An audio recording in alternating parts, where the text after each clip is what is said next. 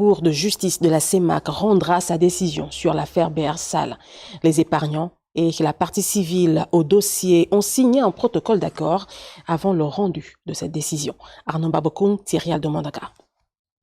La zone CEMAC, comme plusieurs espaces d'intégration du continent, fait face à un besoin croissant de financement des stratégies de développement pour la transformation structurelle des économies et à un niveau d'endettement qui se rapproche de plus en plus du seuil fixé par les critères de convergence. L'objectif de ces assises est de permettre aux acteurs publics au Gabon de s'approprier les projets de textes qui ont été élaborés. Pendant 2 jours, nous allons recueillir leurs observations, leurs recommandations, leurs suggestions sur les dispositions que contiennent ces projets de textes élaborés. Dans l'optique d'assurer l'adhésion et l'approbation des projets de texte par les acteurs de la commande publique zone CEMAC, les représentants des États membres ont loué l'initiative de ces assises. Cet atelier stratégique a vocation à présenter des instruments juridiques d'accompagnement de la politique communautaire en termes de PPP.